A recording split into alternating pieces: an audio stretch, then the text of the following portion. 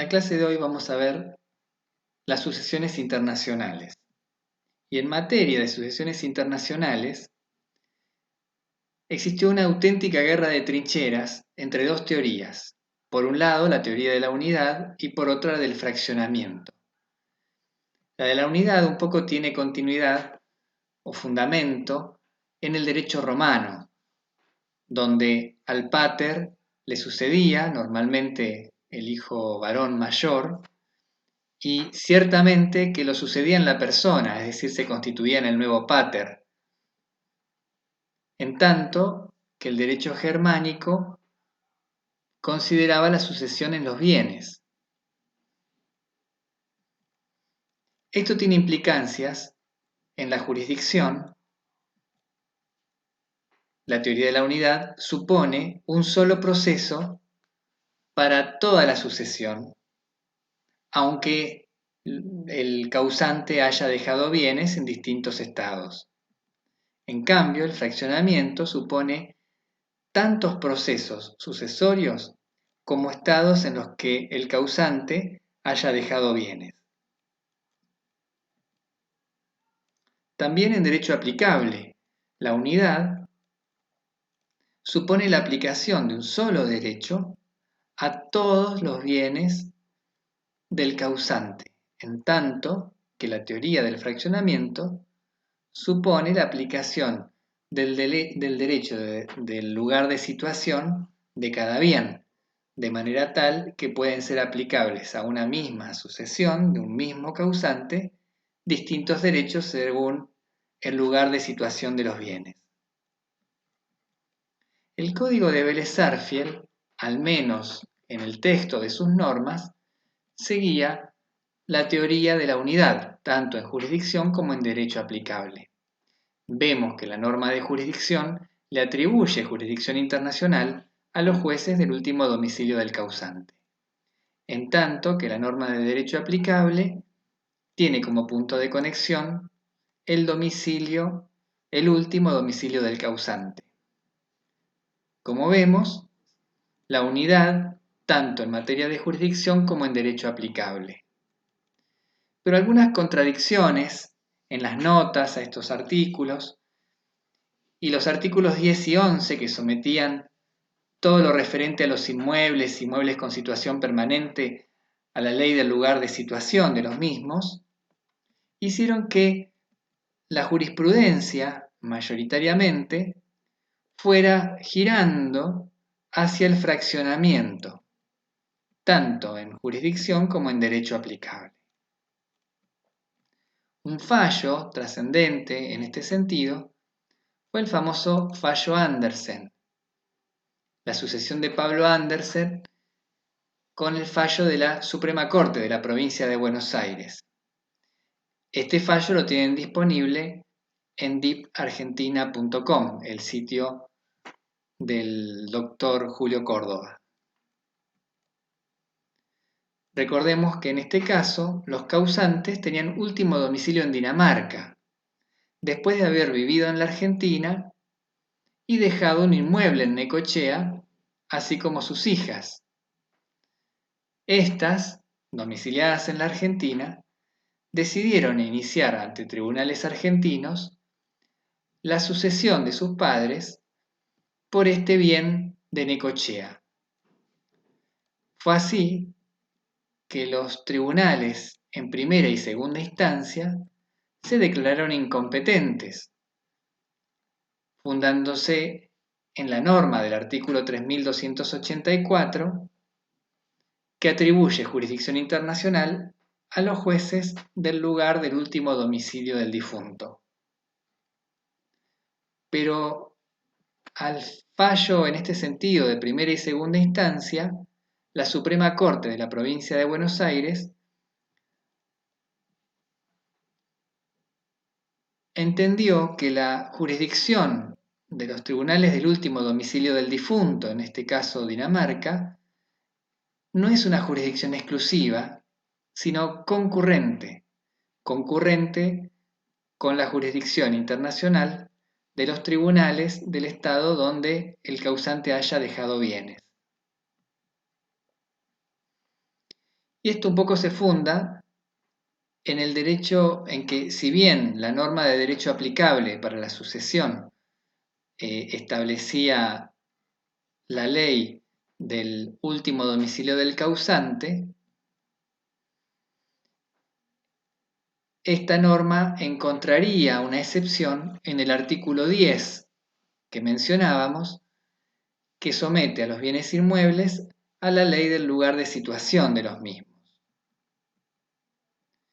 De esto, Bogiano interpreta que debe entenderse que si este artículo 10 es una especie de norma de policía para aplicar la ley argentina a los bienes inmuebles situados en la Argentina, debe derivarse de ello la jurisdicción argentina, para que el juez garantice la aplicación del derecho argentino.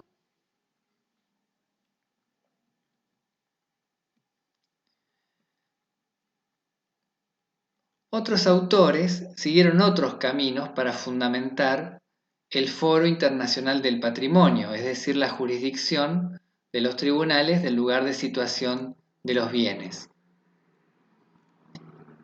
Porque si bien la norma de jurisdicción del Código Civil establecía la jurisdicción de los tribunales del último domicilio del causante,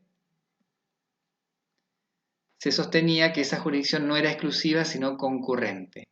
Pero en ausencia de un fundamento normativo de esa norma concurrente del Foro Internacional del Patrimonio, se recurrió a la aplicación analógica de los tratados de Montevideo de Derecho Civil, que consagran un fraccionamiento absoluto. Y también, por aplicación analógica, la norma del artículo 16 de la Ley de Ausencia con Presunción de Fallecimiento. De esta manera se fundaba la jurisdicción de los tribunales argentinos cuando en ellos estén situados tanto bienes muebles como inmuebles. Pero prevalecía entre los internacionalistas la idea de que en materia de derecho aplicable resultaba más conveniente la aplicación de un solo derecho para toda la sucesión. La teoría de la unidad.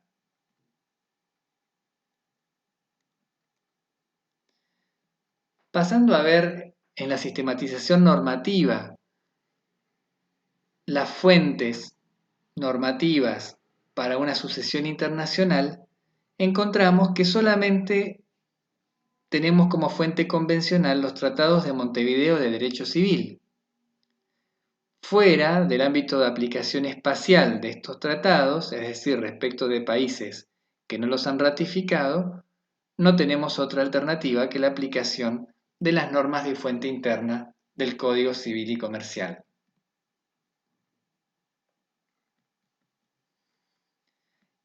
Analizamos el caso de esta legitimación adoptiva.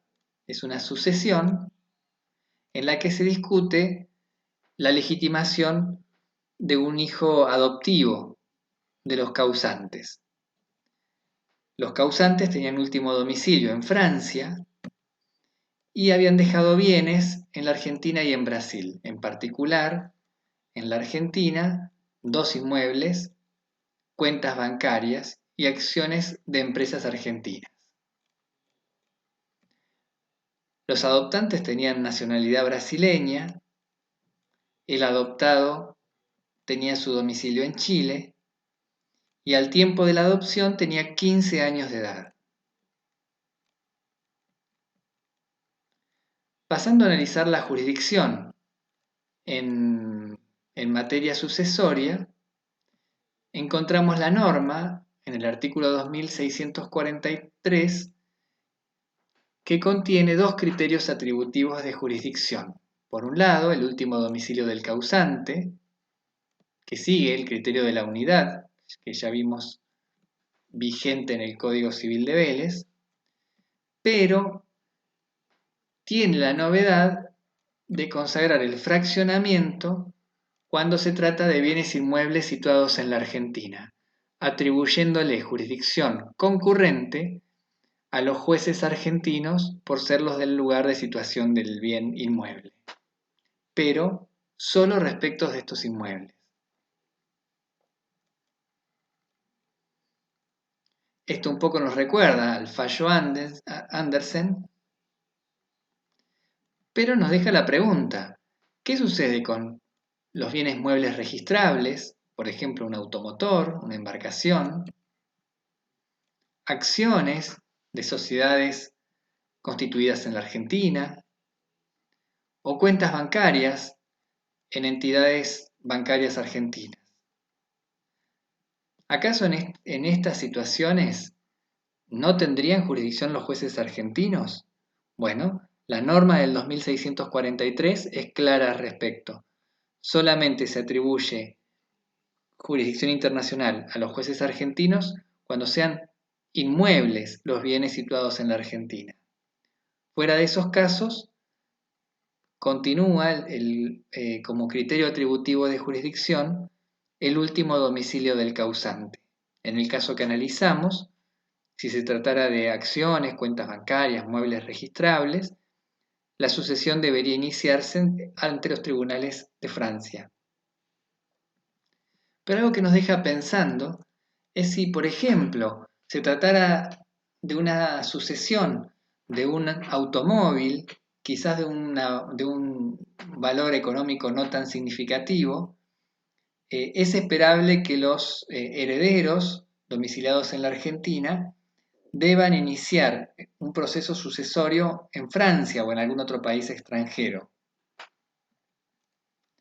Es para pensar si ante una situación como esta, en la que no se justifique iniciar una acción en un tribunal extranjero por la poca cuantía del proceso, no sería factible recurrir al artículo 2602 del Código Civil y Comercial, es decir, el foro de necesidad, invocando que forzar a los herederos a llevar esa sucesión ante un tribunal extranjero podría llegar a suponer una eventual denegación internacional de justicia. En relación al derecho aplicable, encontramos el artículo 2644, que también tiene como punto de conexión último domicilio del causante, como lo tenía el Código Civil y Comercial, el artículo 3283, perdón, el Código Civil de Vélez, artículo 3283.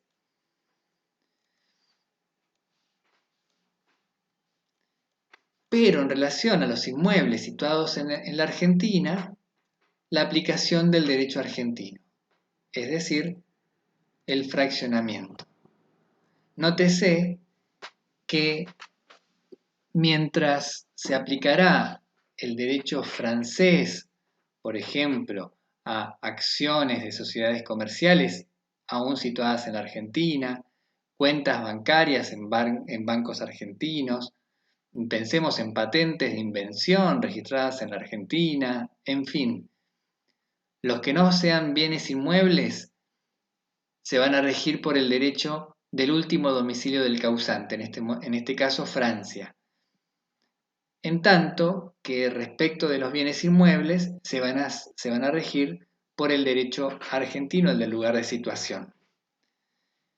¿Qué aspectos quedan regulados por estas normas? Bueno, las causas, momento y lugar de apertura de la sucesión, quiénes son beneficiarios y por qué partes alícuotas, la capacidad para suceder o la legitimación para ser heredero, la transmisión de los bienes, la legítima, la colación, la partición. Todos estos son aspectos que van a estar regidos por la ley del último domicilio del causante o del lugar de situación del inmueble si está en la Argentina. La crítica que se le hace a este fraccionamiento, que en derecho aplicable ahora consagra el Código Civil y Comercial, es que en primer lugar vamos a encontrar múltiples soluciones a una misma sucesión.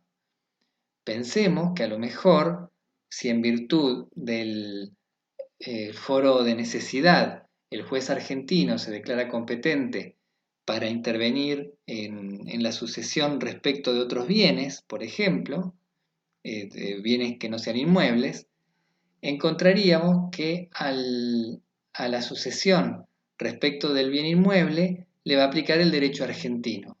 En cambio, respecto de los demás bienes le aplicará el derecho francés. Y con esto podemos encontrarnos con que respecto de los bienes inmuebles vamos a tener algunas personas legitimadas para suceder, en cambio, por el derecho francés, esas personas a lo mejor no están legitimadas, o partes alícuotas distintas, una legítima que puede ser distinta, una porción legítima, la colación, la partición, en fin, podemos encontrarnos que una misma sucesión, por la aplicación de distintos derechos, según se trate de bienes inmuebles u otro tipo de bienes, encontremos distintas soluciones en una misma sucesión. También podemos decir que va a contramano de esta convención de La Haya de 1988, que si bien no está vigente para la Argentina, bueno, es una fuente de regulación importante de las sucesiones, y también al reglamento de la Unión Europea sobre esta materia. Y si se sigue un criterio económico, es decir, porque se considera que los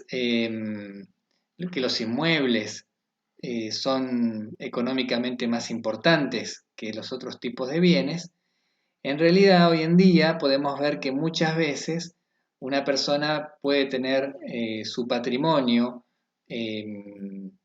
más significativo en acciones, cuentas bancarias, marcas y patentes, más que en inmuebles.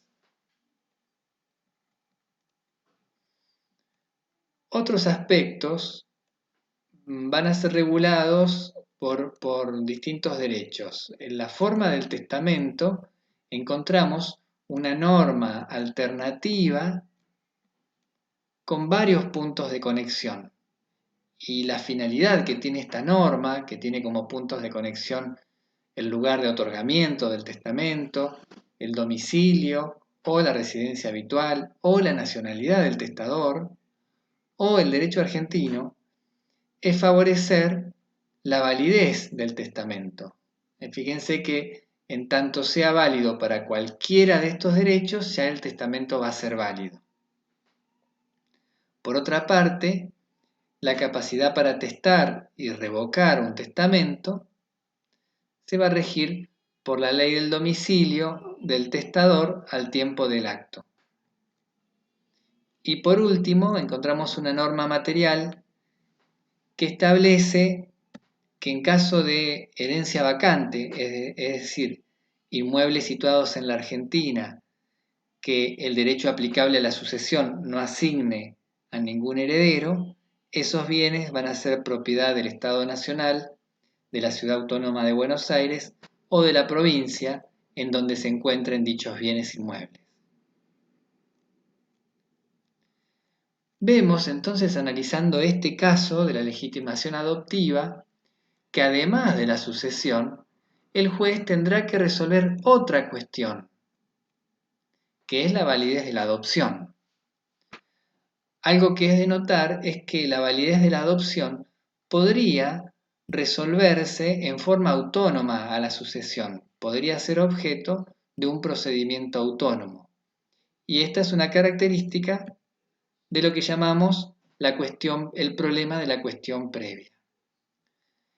La pregunta que surge es entonces que en este caso, en que debe resolverse previamente la validez de la adopción, y que esa resolución de la validez de la adopción tiene una incidencia sobre la cuestión principal, que es la sucesión, porque de su resolución, de la resolución de la cuestión previa, va a depender si el hijo adoptado es o no heredero.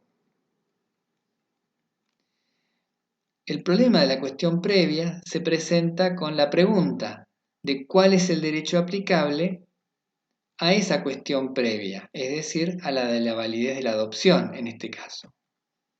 Y vemos ahí que aparecen dos posturas.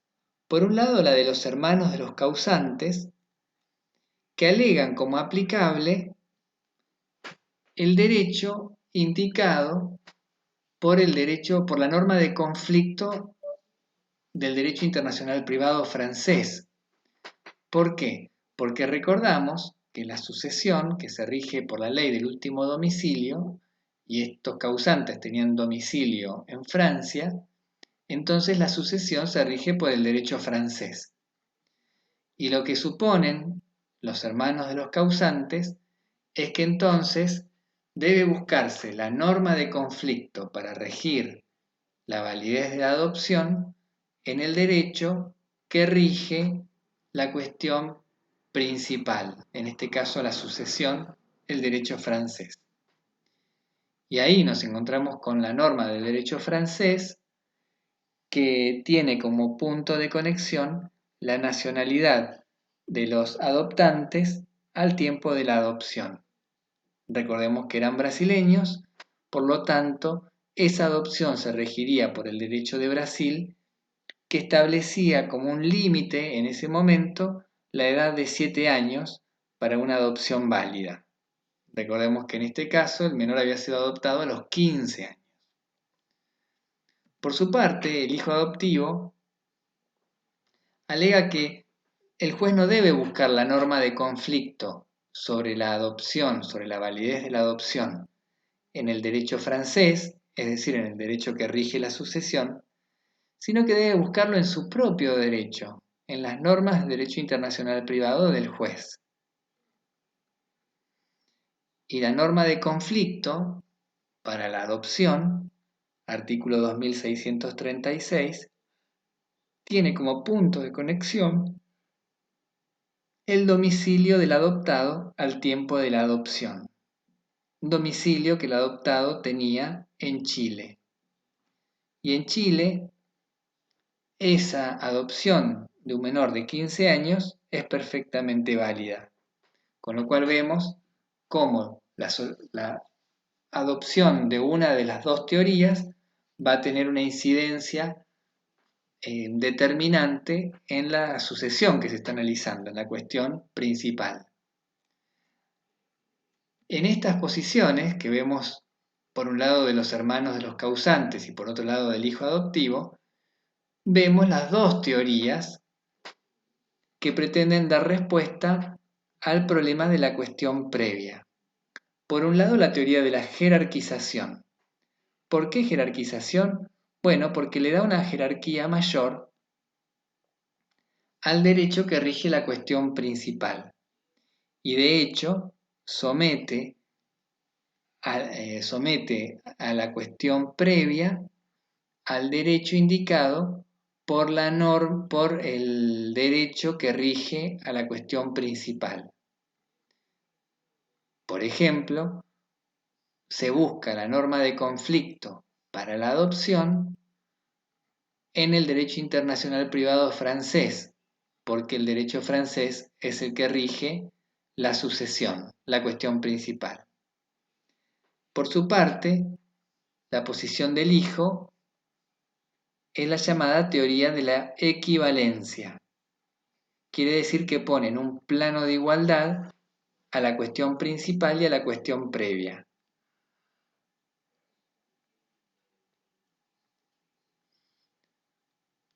Fíjense que el juez, así como buscó en sus normas de conflicto el derecho aplicable a la sucesión, artículo 2644,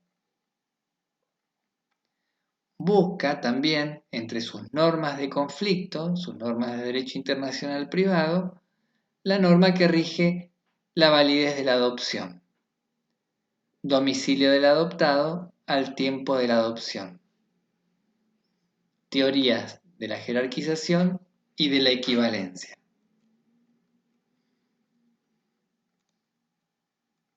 La pregunta que nos hacemos entonces es cuál de las dos teorías es la correcta, cuál tendríamos que aplicar. Esta pregunta no la responde ni el Código Civil y Comercial ni la Convención Interamericana de Normas Generales.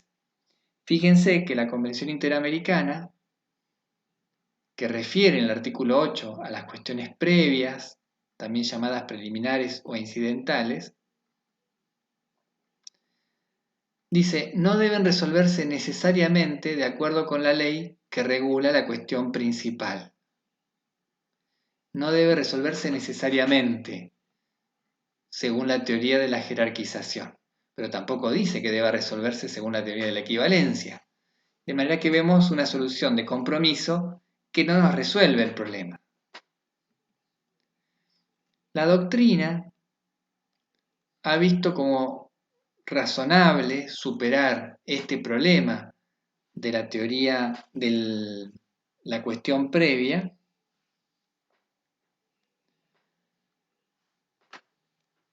la aplicación de la teoría que resulte más razonable, que entienden que es la teoría de la equivalencia. Fíjense que, según el caso, esta adopción va a ser válida o no. Quiere decir, si se presentara como un proceso autónomo fuera de la sucesión, sin dudas que el juez aplicaría el artículo 2636 y sometería la validez de esa adopción a la ley del domicilio del adoptado al tiempo de la adopción. En cambio, si siguiendo la teoría de la jerarquización, esto se resolviera dentro de un proceso sucesorio, el juez aplicaría a esta validez adoptiva el derecho indicado por la ley que rige la sucesión. Y tendríamos entonces que en un mismo caso, el juez argentino resolvería por la validez de la adopción en un caso autónomo y por la invalidez de esta adopción en caso que fuera dentro de un proceso sucesorio. Y esto no parece razonable para nada. Los autores proponen como criterio para elegir una teoría o la otra es evitar soluciones mecánicas. Se procura dar certeza y justicia en el caso concreto. Y en particular lo que se sugiere es una orientación material, es decir, la adopción de una teoría o la otra según cuál favorezca la validez, por ejemplo, de un matrimonio o como en este caso de la adopción.